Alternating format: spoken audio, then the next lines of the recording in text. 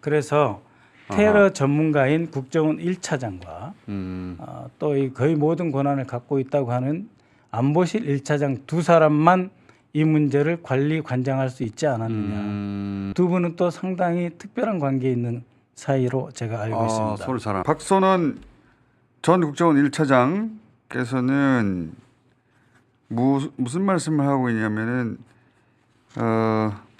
국가안보실과 국정원이 이 사건 축소에 개입한 거 아니냐 이런 말씀을 하고 있어요. 책임이 있다고 보고 있습니다. 현행 테러 방지법 2016년에 전면 개정이 됐죠. 테러 방지법에 따르면은 마치 총리실 대테러센터가 모든 일을 책임지고 하는 것처럼 보이지 않습니까? 그러나 실제로는 국정원과 국가안보실이 지휘 권한을 갖고 있습니다. 총리실 산하에 있는데 실질적인 지휘는 국가안보실과 국정원이 하는 것이다. 그렇습니다. 그래서 이번 사건을 보면은 초기부터 기민하게 대응했다 하는 판단을 하고 있습니다. 자, 일단 대테러 종합 체계도라는 게 있는데요. 네, 저 체계도를 보시면은 국가 대테러 대책위원회가 있고 위원장이 국무총리입니다. 여기 대테러 센터가 만들어지는 건데 왼쪽에 보면 국가안보실이 있어요, 그죠? 그리고 국정원은 여기서 어디 있습니까? 국정원은 지역 테러 대책 협의회라는 거 보이시죠? 부산 지역에서 이번 사건이 발생했지 않습니까? 왼쪽 가운데 짙은 색으로 표시가 되어 있는 지역 테러 대책 협 중간에 왼쪽 편에 있네요. 지역 테러 대책 협의회는요. 국정원 지부장이 맡습니다. 의장은. 그래서 사건이 터지면 부산 지역에서 터졌다. 그러면 부산 지역 테러 대책 협의회 의장이 권한을 갖고 심의 의결할 수 있습니다. 지역 테러 대책 협의회라는 게 있는데 근데 이거는 국정원 해당 지역 지부장이 의장을 맡고 예를 들어 부산에서 사건이 발생했다. 그러면 부산의 국정원 지부장이 지역 테러 대책 협의회 의장이라는 겁니까? 그렇습니다. 테러 방지법 시행령 제22조에 나와 있고요. 그 위에 보시면 테러 정보 통합센터 있지 않습니까? 지금 표에서 왼쪽 편 위쪽에 그 지역 테러 통합센터 박스 3개가 나란히 있는데 맨 위쪽에 있습니다. 이건 소위 관계기관이 전담기구를 둘 수 있다고 해서 둔 겁니다. 관계기관? 네. 여기서 관계기관이 어느 기관인지는 아시겠죠? 어딜 말하는 겁니까, 관계기관? 테러 방지법에 의하면 관계기관은 국가정보입니다. 그리고 오른쪽 끝에 제일 중요한 건데 대테러 합동조사팀이 있지 않습니까? 이것은 아예 국정원이 전담한다고 가르쳐 있지요. 그러니까 사건이 발생하면 지역 대테러 대책협의회 의장인 부산지부장이 본부에 보고를 하고 국정원에 그렇습니다. 그러면 국정원에서는 바로 대테러 합동조사팀을 편성해서 조사에 들어갔어야 합니다. 근데 이게 매뉴얼이에요. 그런데 이번에는 테러 방지법의 모든 권한을 국가정보원이 쥐고 있는데 오히려 이 권한을 활용하여 조사에 전념하기보다는 경찰이나 경찰청, 소방방재청의 활동을 억제하고 방향을 긴밀하게 조율해서 그 기조대로 끌고 가고 있다라고 저는 판단하고 있고요. 그러니까 지금 말씀은 매뉴얼상으로는 국정원 현장 지부장이 국정원에 보고했을 것이고 그리고 그 경우 대테러 합동조사팀을 꾸릴 수가 있는데 이 사건의 실체를 조사한 게 아니라 사건의 파장을 축소하려고 지휘한 거 아니냐 처음부터? 그러니까 통제, 장악하는 권한을 행사하고 있는데요. 그 다음 표를 하나 보시면은 저거 보시면은 맨 오른쪽 상단을 한번 보십시오. 그러면은 국가안보실. 결국 국가안보실과 국가정보원만 남지 않습니까? 테러 정보를 수집하고 전파하고 그걸 다시 보고하고 지시 내리고 하는 체계의 맨 위에 우리는 총리실 산하에 대테러 센터가 있다고 알고 있지만 실제로는 저렇게 전파하고 보고하고 지시가 내려간다라고 하는 저것이 실제 업무 매뉴얼입니다. 가운데 국가테러대책위원회 대테러센터가 있는데 지금 그 대테러센터 종합상황실에서 그 첫 문자가 나와가지고 그렇습니다. 거기서 이제 피가 별로 안 났다느니 뭐 과도라느니 아니면 열상이라느니 1cm라느니 경상이라느니 그래서 이제 도대체 이 문자가 어떻게 된 거냐 그걸 따지고 있는데 지금 말씀은 대테러 센터가 가운데 있지만 보고하는 데가 어디냐?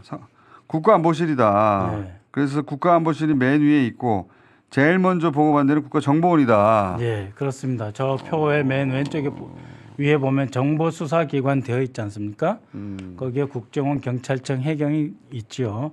이 정보수사기관이 보고를 어떻게 받느냐 하면은 아까 말씀대로 지역 대테러 대책협의회 의장으로부터 본부로 바로 보고받고 지역의장은 국정원 지부장. 지부장이고요. 지부장. 그런데 처음부터 저는 이제 이 사건을 주목을 했죠. 왜냐하면 12월 1일 작년 12월 1일 자승께서 입적하셨을 때 예. 그때 언론에 보도되지 않았습니까? 국정원 직원이 현장에 나타났다.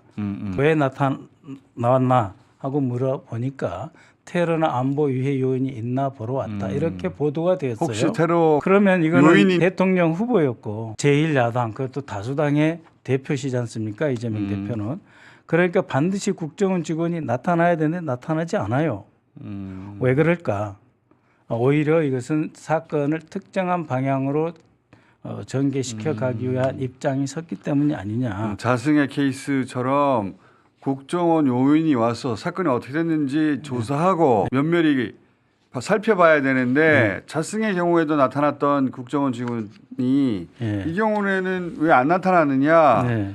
그러니까 사건 현장을 자세히 조사하는 게 아니라 파장을 축소하는 방향으로 그 처음부터 지휘가 이 단위에서 이루어진 거 아니냐 이런 의심이시네요. 그죠. 왜냐하면은 경찰에서 그렇게 말하지 않았습니까? 그 테러범 신상을 공개하지 않았는데 왜 비공개하느냐? 비공개 이유도 비공개다. 그렇죠. 예, 그럼 누구에 의해서 통제를 받고 있다는 것이고요. 최근에 이제 경찰청을 방문해서 민주당 의원들이 경찰청장에게 물었답니다. 대테러 센터와 경찰청이 어떻게 관계가 있느냐? 그랬더니 청장이 대테러 센터가 어디 있지라고 그랬답니다. 저는 그 말을 들으면서 경찰을 손을 떠난 건데 왜 자꾸 저한테 이러십니까 하는 신호로 느꼈습니다. 이 매뉴얼상으로는 국정원이 그렇게 해서 사방에 등장해서 이 사건을 지휘하며 예, 사건의 실체를 파악하려고 노력했어야 하는데 없다. 그렇죠. 없다는 거는 진짜 없어서가 아니라 뒤에서 사건의 방향을 지시하고 있는 거 아니냐 이런 의심이신 건데. 물론 이제 좋게 평가하자면 음지에서 일하고 양지를 지향한다고 하니 지금도 물밑에서 열심히 조사하고 기록을 추적하고 있을 것 그럴 가능성도 전혀 배제할 수는 없습니다. 그러면 그것을 공개하셔야 될 때가 됐다 이렇게 봅니다. 사건 축소를 의심하시는 거는 예를 들어서 물 청소를 바로 했다든가 대테러 센터에서 문자가 네. 사실과 부합하지 않는 문자가 바로 갔다든가 뭐 그런 네. 종합적인 이유 때문인 거죠. 그렇습니다. 그러니까 어떻게 출혈이 많이 나서 와이셔츠 깃이 흠뻑 젖었는데 네. 출혈량이 적다. 1.5cm 상처의 크기를 이야기했는데 1cm로 줄고 열상이고 양날이 날카롭게 이렇게 갈아져 있는데 그걸 과도라고 그것을 그러죠. 과도라고 하고 저희가 이제 상황실에 있어 보면 말이죠. 수없이 많은 보고가 올라옵니다. 1분 단위, 2분 단위 계속 올라오거든요. 그러면은 이 상황실을 종합을 해야 되지 않습니까? 네. 결국 이것은 취사 선택을 하는 겁니다. 취사 선택을 하는데 일방적인 방향으로 취사 선택이 되어 있지 않습니까? 단어의 취사 선택 자체가 네. 별거 아닌 것처럼 취사 선택됐죠. 네, 이미 실제로. 각도가 잡혀 있다고 생각을 하는데요. 지금 그 대테러 센터에서 알려드립니다라고 하는 보도 설명자로 1월 8일자가 있습니다. 이것을 한번 봐보시죠. 예. 그러면 정말 이해하기 어려운 말이 등장합니다. 실무진이 사건 현장에서 육안으로 파악해 신속하게 보고한 문자의 원문이기 때문에 대표 생명이 당장 경각에 달려 있는지 여부에 판단이 담겨 있을 뿐이다라고 했지 않습니까? 예. 그러면 종합상황실이 대표님의 생명이 경각에 달려 있는지 보려면 왜 전부 1.5cm가 1cm가 돼야 되고 자상이 열상이 돼야 됩니까? 출혈이 얼마나 있는지 정확하게 알려줘야 되지 않습니까? 그렇지 않습니까? 근데 오히려 생명의 경각이 달려 있는지가 아니고 문제 없다는 식으로 그 결국은 테러 종합 상황실에서 나온 제2보는 되어 있다. 이 이보가 나왔을 때 아직 이재명 대표가 부산대 병원에 도착도 안 했어요. 그러니까 의사들이 보고 네. 진짜 이게 긴급한 수술을 요하는 것인지 생명 위협한 것인지 판단이 안 됐어요 아직. 예. 그런데 문자는 이미 경상으로 갔단 말이죠. 예, 그렇습니다. 그래서 저는 이 그 아까 보도 자료에 이 대표의 생명이 당장 경각에 달렸는지 여부에 대한 판단이라고 하는 말이 왜 이 그 보도 자료에 들어가 있는지 매우 이상합니다. 자, 국정원 제1차장으로서 이 사안이 국정원이 소위 사후 마사지를 한 거 아닌가, 사건 파장이 줄어들도록 이런 의심을 갖고 계시는 건데. 최종적으로 이제 그 결정을 할 수 있는 권한이 네. 국가정보원과 국가안보실에 있지 않습니까? 근데 사건이 난 1월 2일을 한번 생각을 해 보십시오. 그때는 국정원 원장도 부재 상태입니다. 아직 없죠. 예, 1차장이 직무 대리를 하고 있었어요. 네. 그리고 조태용 당시 국가안보실장이 국정원장으로 12월 말에 내정됨에 따라서 1월 2일 날 장호진 신임 안보실장이 대통령으로부터 임명장을 받는 날이었어요. 네. 그래서 테러 전문가인 국정원 1차장과 또 이 거의 모든 권한을 갖고 있다고 하는 안보실 1차장 두 사람만 이 문제를 관리 관장할 수 있지 않았느냐. 그러면 의사결정이 매우 신속하게 이루어질 수 있죠.